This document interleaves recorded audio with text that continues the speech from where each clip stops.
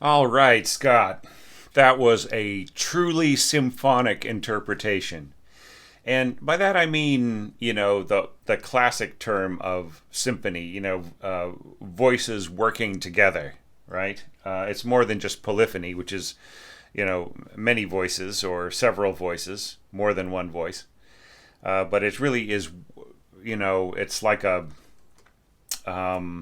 fraternity or sorority, of voices all working together and trading off of one another and strengthening each other and contrasting each other and everything else, right? So you just really interpreted that beautifully. Okay, and you made my job, I feel, very, I don't know if easy is the right word, but you made it extra pleasurable, right? Because it just really, this really, you know, appeals to certain sensibilities that I have naturally in myself. That doesn't mean that any of my other evaluations are going to be any better or worse. It just means that this is going to be kind of a very pleasurable romp for me. Okie doke. So there's a couple things I wanted to kind of talk about. One of them is like timpani, but just before we jump into this, like here you've got D and G doing a tremolo, and then we got a resolution here, G while everybody's playing a C chord, and then here you got D and G again. I think maybe you were sort of attempting to kind of stick within, like what would Beethoven do, right? And then just kind of use the proximity of the low G to the F and so on. And you know what? I feel if you are going to throw in English horn, bass clarinet, two instruments that Beethoven just basically didn't use, also tuba, right? Then I think you can free up your timpani and give us four kettles, right? So, that would give you that would mean that maybe your the availability of pitches to you would be a lot greater, right? You could throw in a lot more places where you could throw in a note or two and so on, and you could even make it tunable, right, rather than four fixed pitches. Because look, I mean, tuba and bass clarinet and tunable timpani are like within on the fly in the middle of a movement. That's all kind of a period, right? As to a degree is English horn in terms of being a symphonic instrument past Berlioz and so on. So yeah, so just I would just say and that will just make your piece all the more symphonic, correct? All right, let's get to the evaluation criteria. And just like one tiny little word before we start, and that is that I know, like Scott, you've been participating in these challenges before, and I just want to say once again, thank you so much for your patience while I got my health together to the point it is today. Not still not 100%, but wow, just so excited, and I'm gaining strength from doing these evaluations rather than feeling just completely exhausted and incapable after attempting. That was the problem with, I had two attempts to restart these evaluations over the past 2 years, and just both of them kind of came to nothing. And it's because it was just the effort of trying to get back to it was really exhausting. But with my new treatment, I'm not getting so much post-exertional malaise as I used to. I still have to pace myself, but yeah. Okay, so now let's get to the evaluation. Apologies. Okay, so we're starting off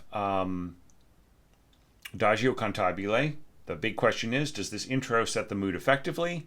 Yes, absolutely, especially for what you're trying to do here, and also starting with this just lovely string chorale and everything else. I don't think there's any need to mark the first violins up one scooch to mezzo piano, because they are going to already be they're already going to have enough strength just in their own with their own leading role in the orchestra to play over all the other string voices. And the other thing too is that I think that by just going C, F in two separate instruments, I don't think you get the follow through. So I think that it's perfectly fine to score the second violin the way that you got it here, but to also give that same C to the first violin. So you get this big thick C right at the beginning here. Da, then as this continues to hold, the first violin goes up to F, G, G, A.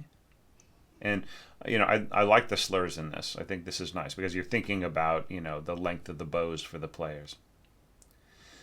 Da, da, da, da.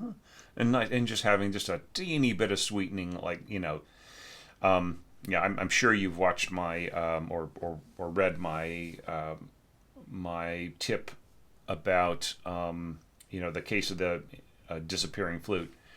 So this is exactly how in classical period they would use the flute just to sweeten the violin line, and maybe it would be audible and maybe it wouldn't. Right? And that wouldn't be the point. The point would just be that the melody would be radiant, right? Yeah, and it's interesting how instead of just holding on to the F, you change the voicing of the chord at the end. This is all really lovely stuff, Scott. I think it's so cool. And I would say that the cantabile marking should be right after the dynamic, right down here with the so-called expression text, right? So but I don't think you need to mark it for your double bass part. Okay, because there's nothing singing about just holding a bunch of Fs down here. For the cellos, I think you can, just because the part moves around a bit. So in order for them to match the expressiveness of the middle voices right in here, the second and violin and viola, and so on, and the way that they support the first violin, I think it's good. It's fine to have the cellos, but you could leave it off the cellos if you'd wanted to. So that's my comments on the intro to section A. So just like before, in case this is the first dotted brev evaluation that anybody that somebody out there may have watched, I'm going to be evaluating this by looking at sections A, B, and C, then jumping to the end to look at section E, because E is basically just a restatement of A, B, and C, but done in a way so that the whatever happens in the little episodes, it always leads back to the tonic, in this case F, right, in the original F sharp. So yeah, and then we'll jump back and we'll take a look at section D. All right, so now, next question. Does the melody start with elegance? And yeah. Is there a natural transition to octaves? Yes, and you even stack another octave on there. And this all feels just really, really natural, the way that you've scored it. And the slurring is really good in the first violins. Da da da, da, up down, up down. Up, down, up. I would actually go down, up. So we get an up bow pushing into the end of the crescendo, right? And then down. So it's all down bow on the diminuendo, right? I think that better to break the slur here. And then I'm seeing this in a few other entries. Don't do the slur from the note head. Do the slur from the top of the stem, okay? It's way better. And then here, I would say, if you want this, you have this beautiful smooth scoring, these lovely, look at this, you've got the slurs just the way I asked for them up here. So yeah, since you've got these slurs in these other parts right here, I would say you could have this being portato right in here, just add add tenuto marks here, and then put a slur under them, and then you get this kind of throbbing, kind of slightly pulsing sound.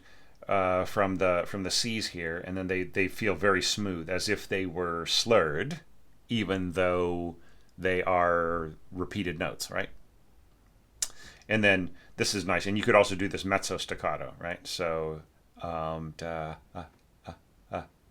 right. So just put a slur over the bar, or put a slur over the staccato notes, or make everything staccato and put a slur over it, right? But yeah, this is nice. This is weird. Slur to a staccato. That's kind of strange. I don't think you need to do that because everybody is ending together. Da, da, da, da. I think that there's a risk that your violas would get too excited and go pop right at the end of the diminuendo. So just have them end the same as everybody else and nix the staccato. Okay, and you got a beautiful smooth ending, and then of course holding the sounding Fs is it's such a great idea, and in octaves with the bassoon, and then of course this part doubling the cellos and so on. Yeah, that's nice.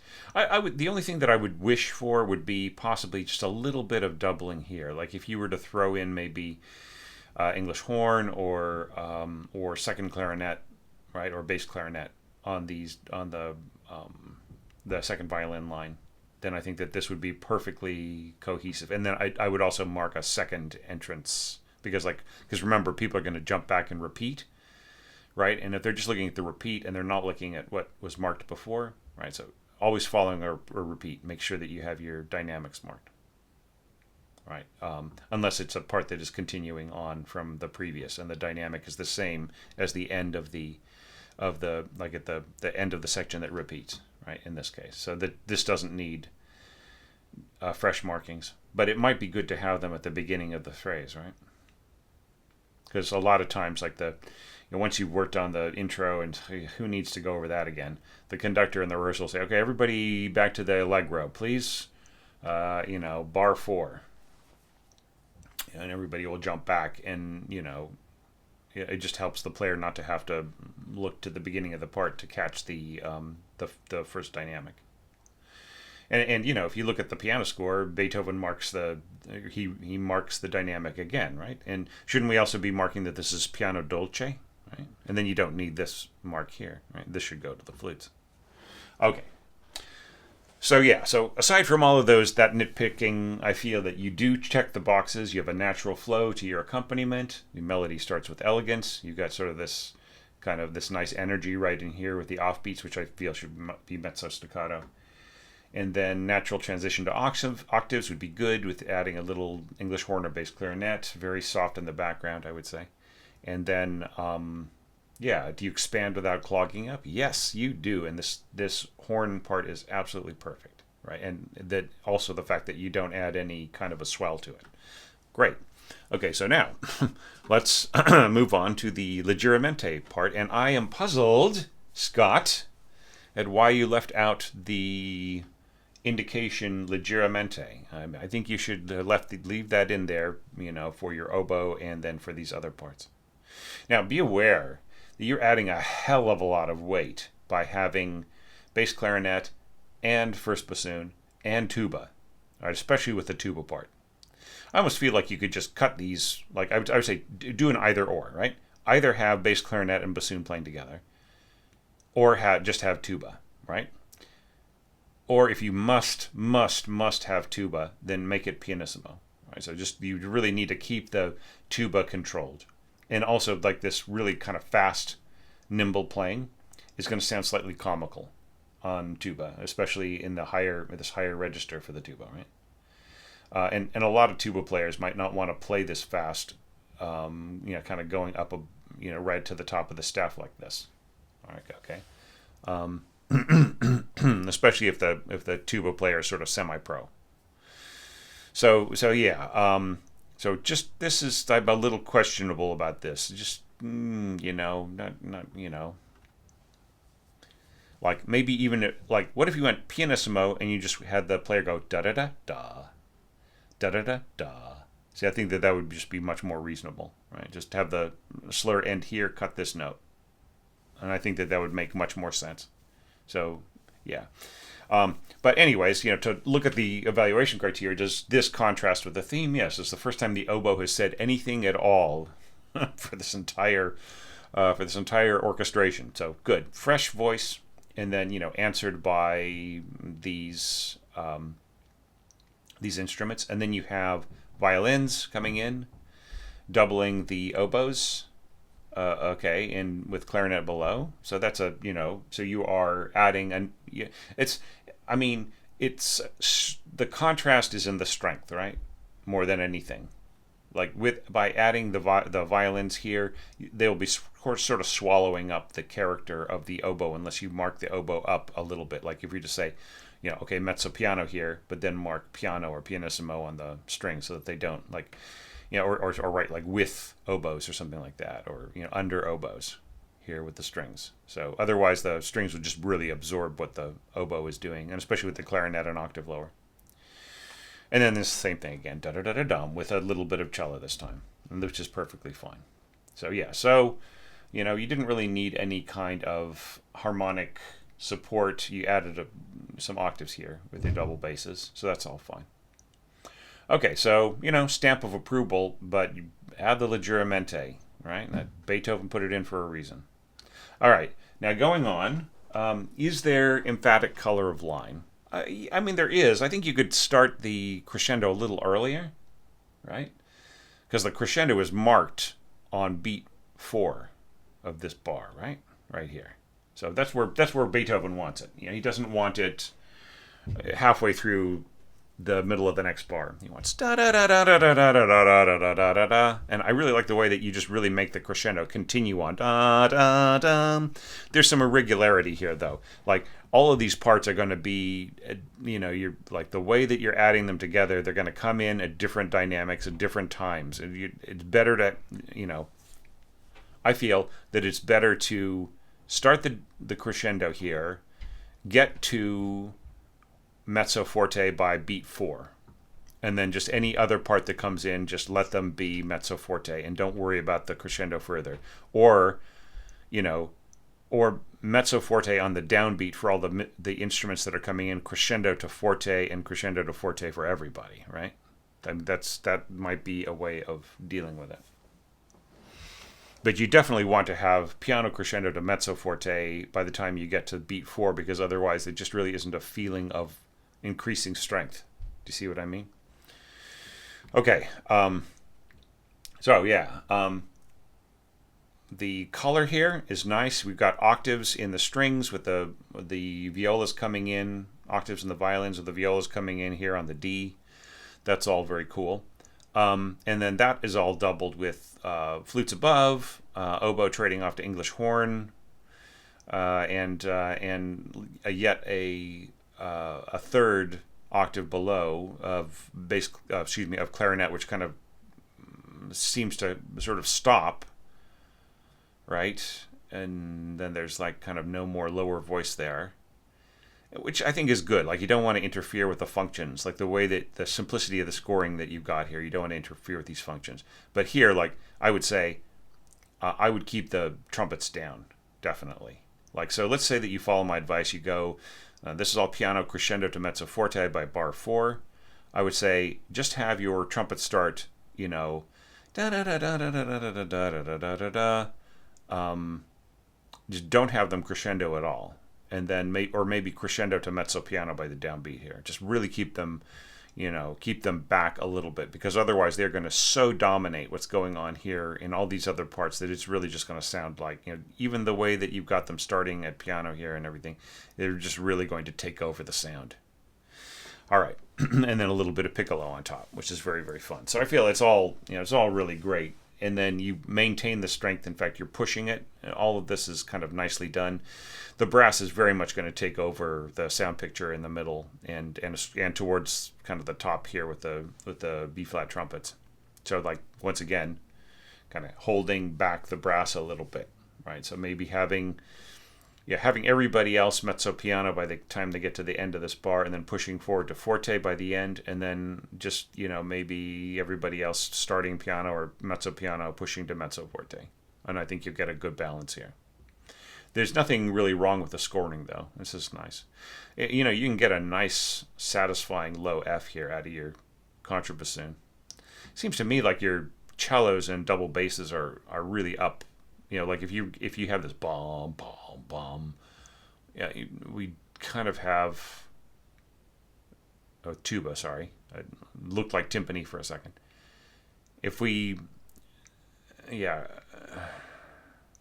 I mean, I think that you need the low F, and I think you need unity of function here.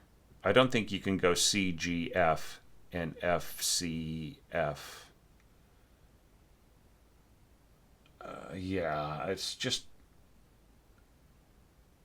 I see what you're doing in terms of filling in, like the way that the chords and the intervals are voiced in both hands, right? Which is, in the original is that like this. It's A G F, right? With that one thing, but like you can't drop that down an octave here into the double bass part. So it's really more of a viola line, right? And following this rather than underlining the C, right? It would be almost better to whatever instrument's going to play C is just to keep repeating the C. Just go C, C, C, right? And then this line go A, G, F, right? So that could be played by, maybe Divisi lower violas, and then just let your cellos and double basses help out with the tuba and the contrabassoon and bass clarinet and so on, right? Okay. All right. So usually I don't pick apart these things, but that was the only thing that kind of caught my eye. And then this is really lovely. The brass in here just drop down to soft and then push again to a forte. This is really lovely. I like the dynamic variation here. And then once again, answering with the strings, and then double bass both times is really helps it keep it nicely rooted. Right, and then we end up at the B section, B, and then the next question is fresh new color.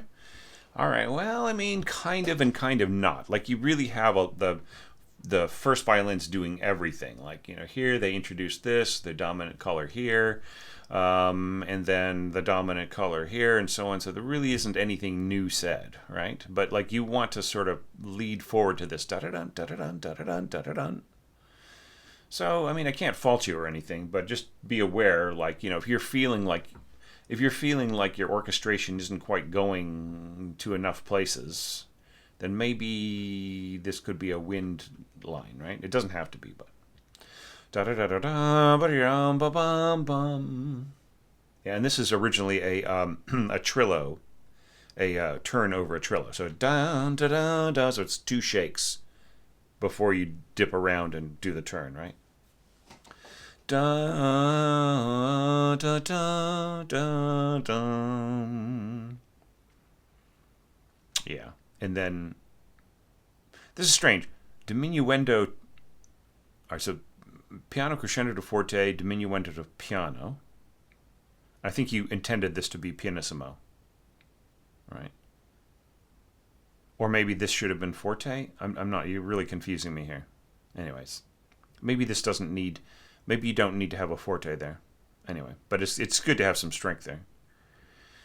And this was really cool. I really love the tremolo in the second violin part and the pizzicato over the and then or under this da da da da da da da da.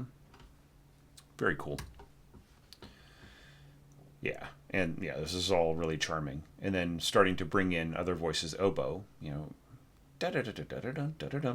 Almost, I'm almost tempted to tell you to put your first note of your oboe on the D down here, da da da da, because it wouldn't hurt anything because it would be doubling this D, right? And because you've already got that note nice and strong. Yeah, I just feel like these high Ds in the oboe. Yeah, I mean they're totally playable. It's just a little weird. There's like it's just not the most natural thing for the oboist to be playing. But I guess oboists out there might say, "Oh, it's no problem at all, Thomas. Don't worry about it." I just kind of feel it just might be a little bit awkward, but to kind of repeat over and over and again diving down from that D. But I think it's still fine. Maybe if they were like if it were if they were more like staccato notes, ba-ba-bum, ba-ba-bum, ba-ba-bum, ba-ba-bum. Or maybe the D's could be an octave lower, And I don't think it would hurt anything at all because you've got the D already doubled by the by your flute. Yeah, so and this is all kind of cool. There is one wrong note in here, and I don't have time to go over it, but like anyways, just you might want to check the harmony. There is something a little weird in this. Okay, complementary timbre, thinking ahead to a widening gap as you bring in the bassoons and the horns. You know, I feel that that's all very strong. And then gap widening further, you're adding more and more strength here with your middle winds, bass clarinet kind of coming in under there with the contrabassoon, and then the whole brass section coming in here with the trumpets. So I feel that this is all real strong. Yeah.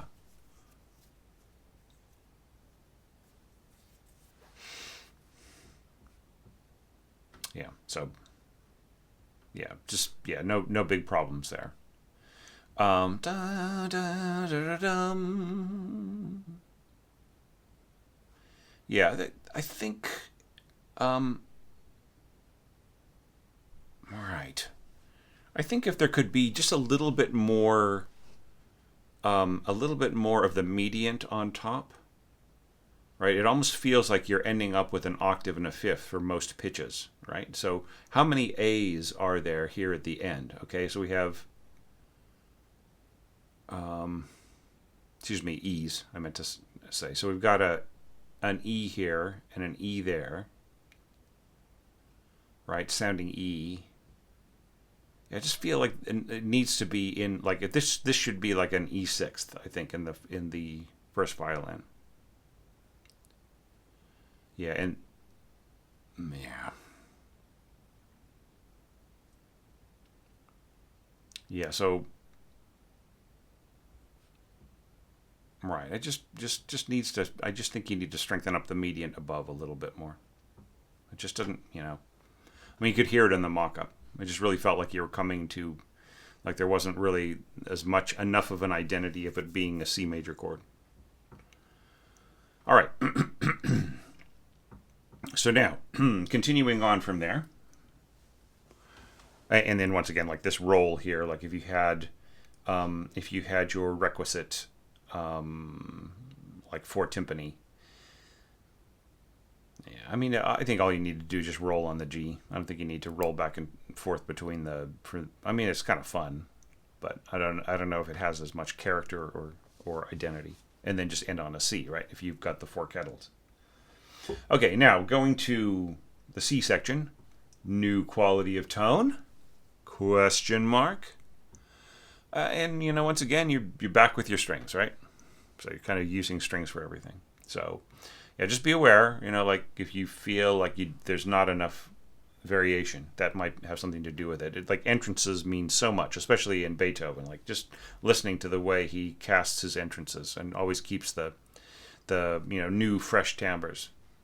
But I mean, of course, part of the character of what you're doing here is like in being more symphonic, you really are relying on your strings more. Da da da da da da, and this is cool. It's just very cool. Yeah, with the oboes an octave lower. That's so neat. Yeah, and then clarinets and bassoon working together, kind of coming in underneath. That's great. And then da da da da da da. You sort of do it again, and then da da da. And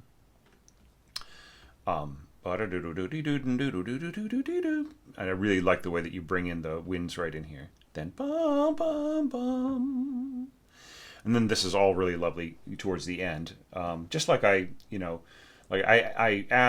asked for character and weight to be pronounced right here, and then also questioned off handing off instrumental solos, first violins. What are you going to do here?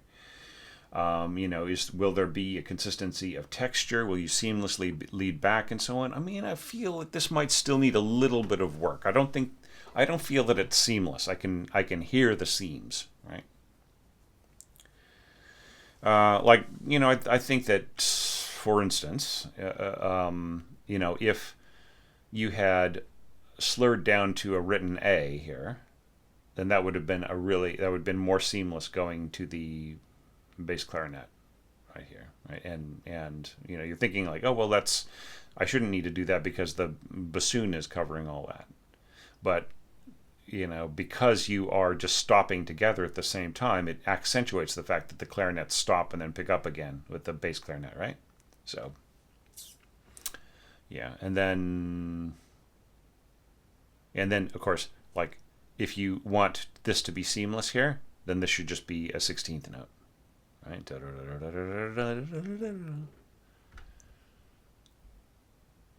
I think this could all be second clarinet here. Second clarinet, I would say second clarinet from the downbeat to the downbeat. And you know, I kind of feel a little uncomfortable about just leaving a big, huge gap here, right? You know, you've got this line, and then it dovetails down into this, and then it comes back. So I just feel like this big gap right in here of this upper voice, I question that, you know, in terms of like it feeling seamless. So, and then you know, and then you're bringing in yet a lower voice right in here. So just this part needs a little bit of work, as you know, to my ear. But I like the little bits and pieces coming from the little chords in the strings.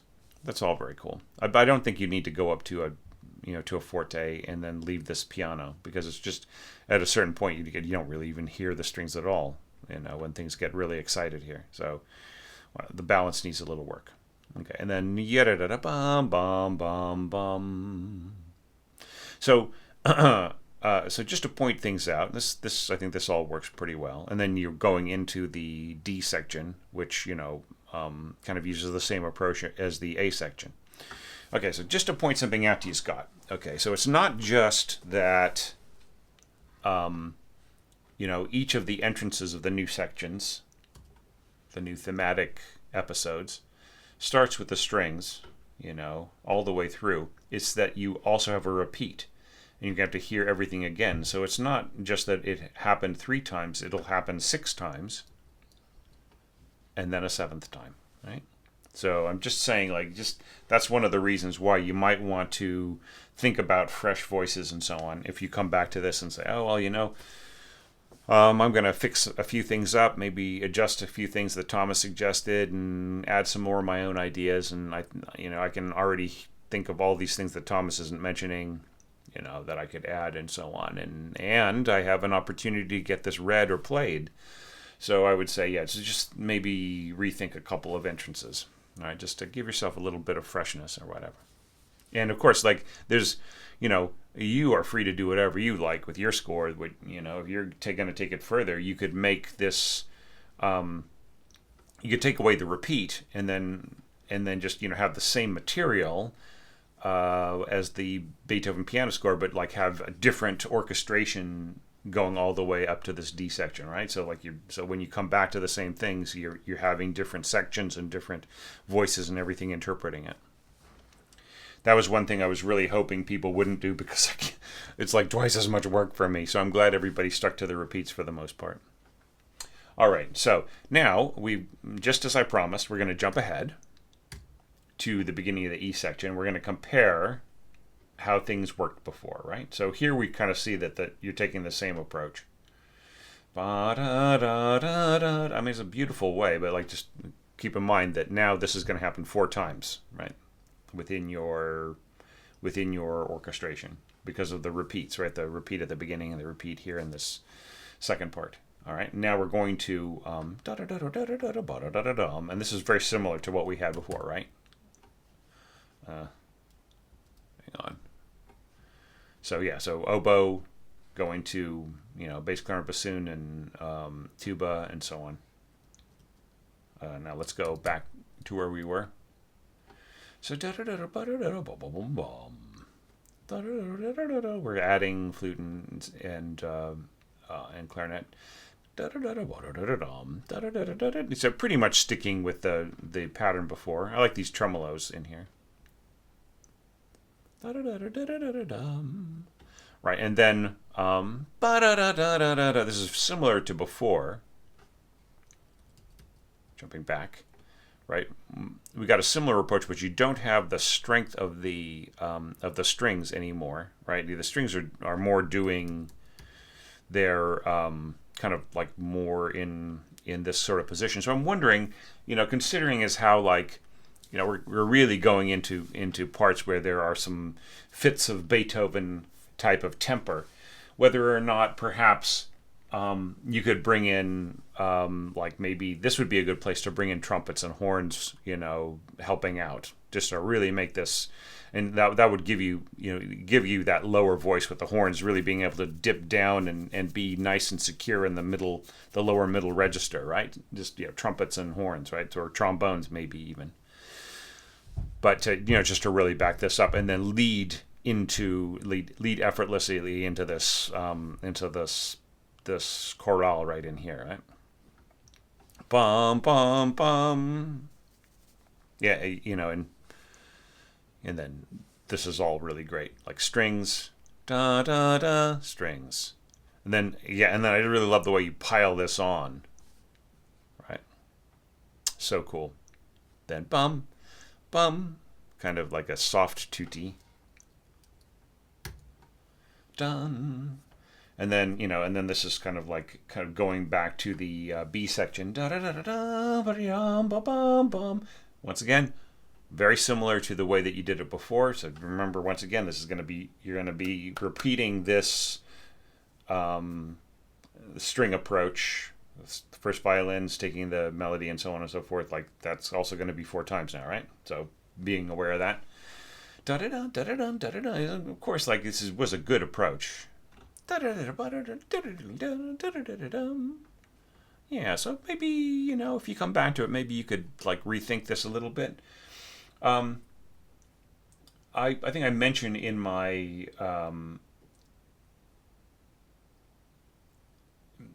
in my notes here on the E section. Previous approach may be the only workable strategy, right? So, but I mean, there are definitely little changes that you could make, right? I think that you've got a lot of room here. Like there's no problem with the G slurring diving down to the over these pitches in the oboe. Yeah, I mean it's very, very cool.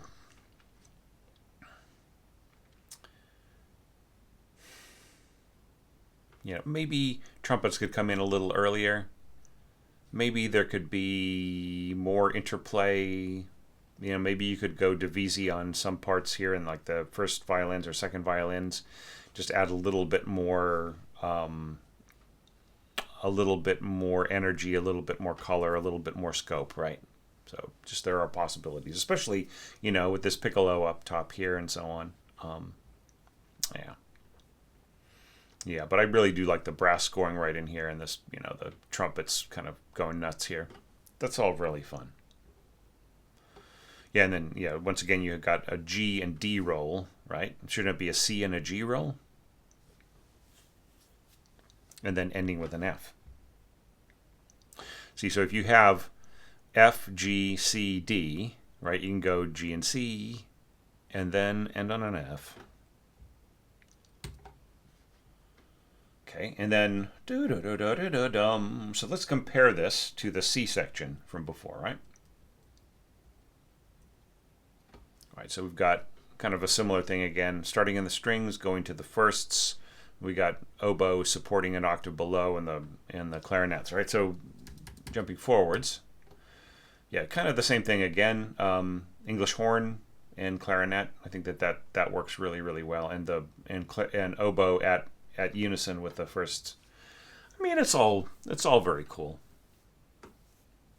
Yeah, maybe there's a opportunity for a contrast here, different sections doing things in a different way.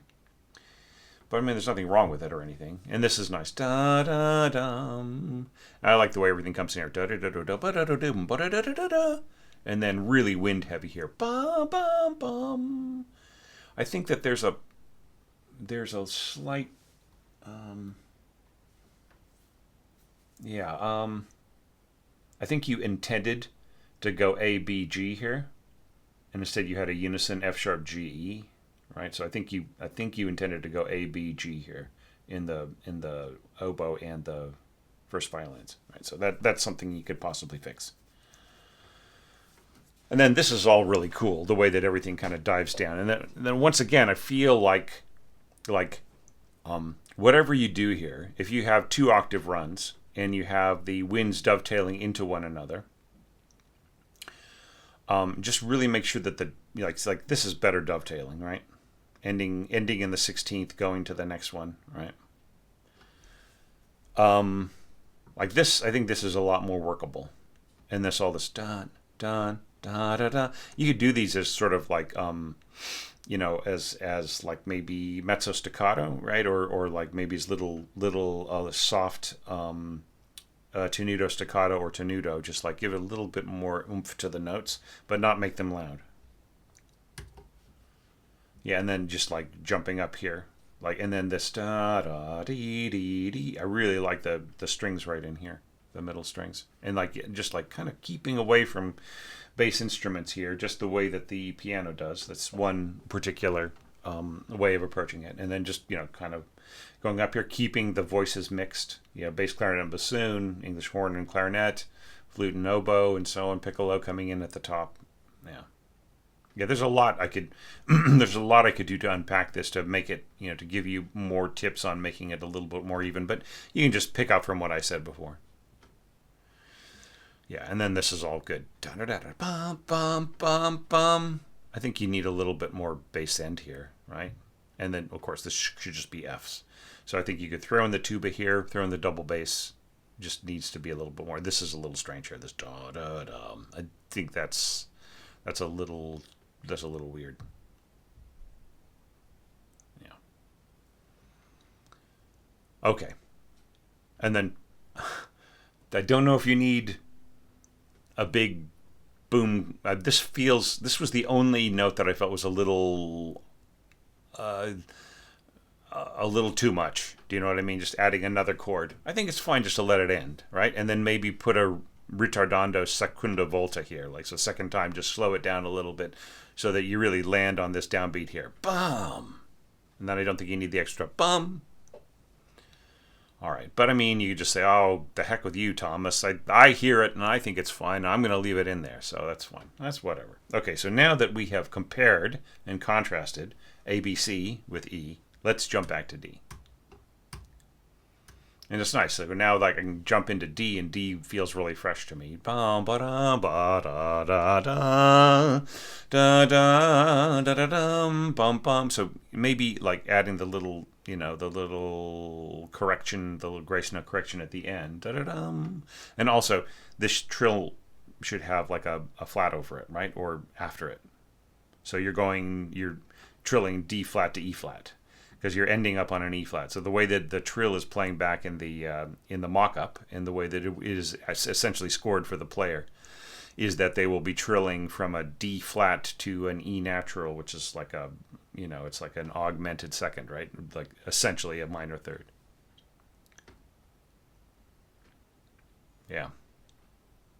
I mean, this is really neat, the way that you jump up the tremolo violas right into the picture here. So cool.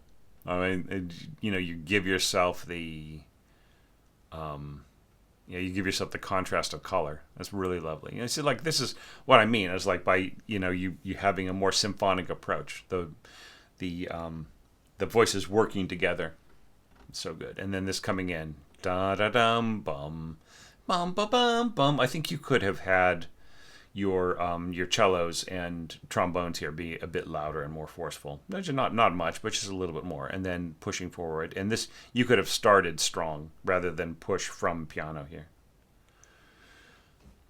Da da da da. I mean, okay, yeah. So adue horns and trumpets, but then you've got your other voices as single winds against the adue brass. It's going to be very penetrating and much weaker. Right, even with the cushioning of the strings.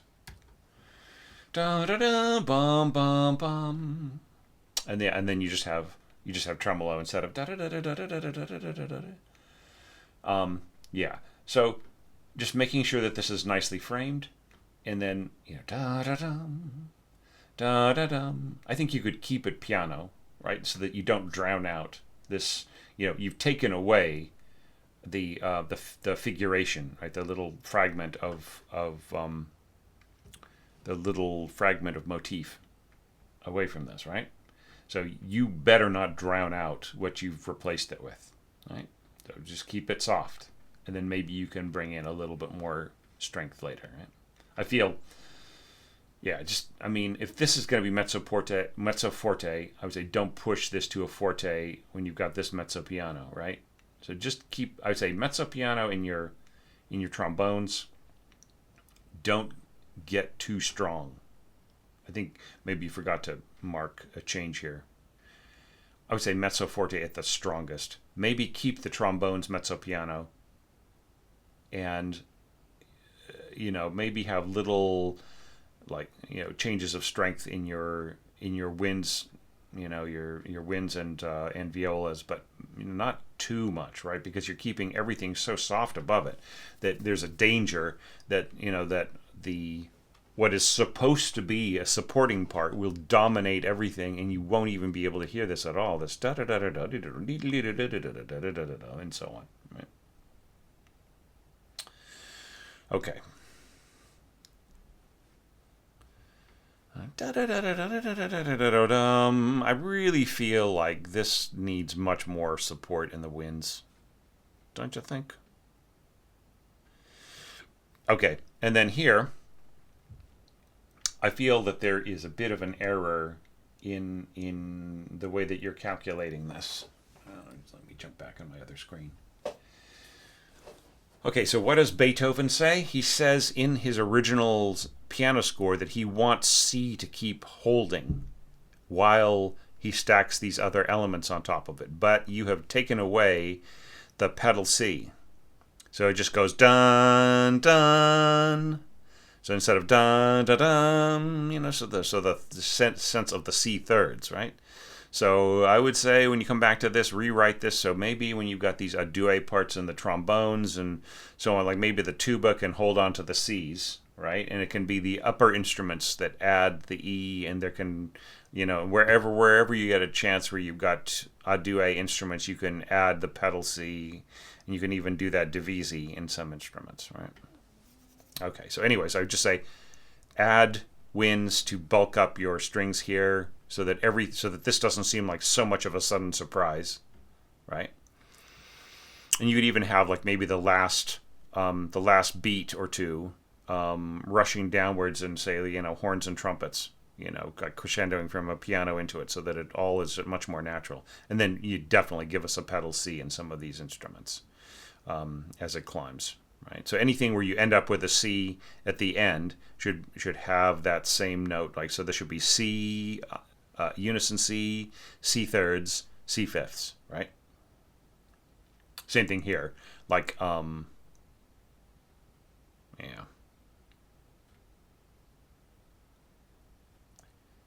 So you've got C, sounding C's, sounding E's, and then a C third, right? So maybe this could just be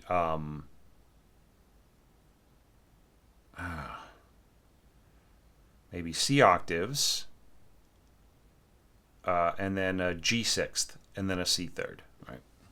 Or sorry, an E sixth, I meant to say. Yeah, and so on. Right. Okay, and then I feel this needs a little bit of support from maybe bassoon. Okay, just to make it a little bit like, because the strength of this chord is going to be very powerful at the beginning as it goes diminuendo. So you're going to need to make this line firm, right? So fortissimo continuing on with like one of your bassoons, right? And then diminuendo towards the end of the bar. Anyway, so those are my thoughts about your fantastic entry, Scott. And once again, I felt it was very symphonic. I felt that you had lots of great scoring ideas. It's just, I mean, easy fixes, right? Just keeping this piano and that, maybe a little bit more strength here, and not letting this get too big and so on. I just think that you're full of good ideas here. And I have seen your entries over the years, and it's just one of these things that's really killing me about wrapping up these evaluations is that the challenges were a chain of yearly yearly scores that I would get and I would look at and evaluate and have so much fun with, and it would just give me such an enormous kick towards like the middle to the end of each year, and it would build the community and people would come and they'd make comments on each other's scores, and it just really made Orchestration Online mean something, for a lot of people. And it just really kills me to not be able to say, oh, I can't wait to see what you're going to do next, because I've seen what you did in the past, right? And seen how strong you're getting and insightful and wise in a lot of ways. And, I just wish, let's see what happens with my health. Maybe the Thomas who used to be able to get up and do 10 to 14 hour days, 7 days in a row all the time will come back, and I'll be able to throw another orchestration challenge next year.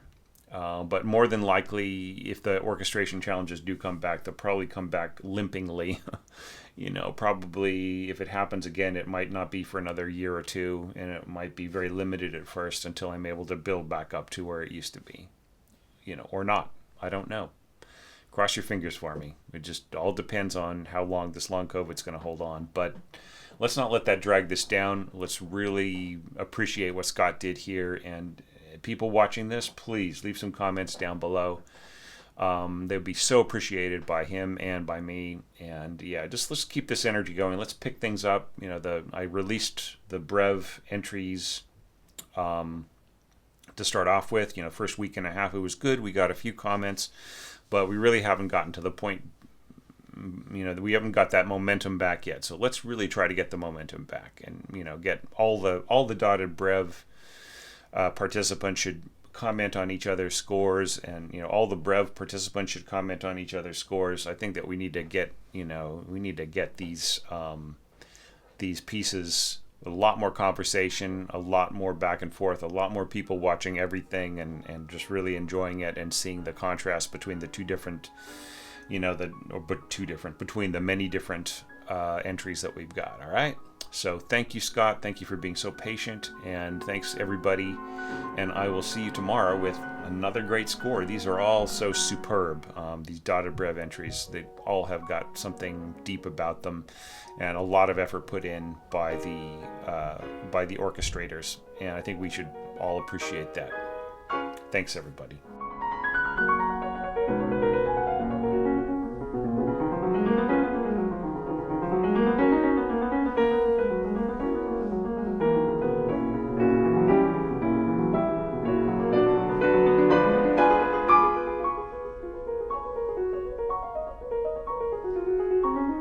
Thank you.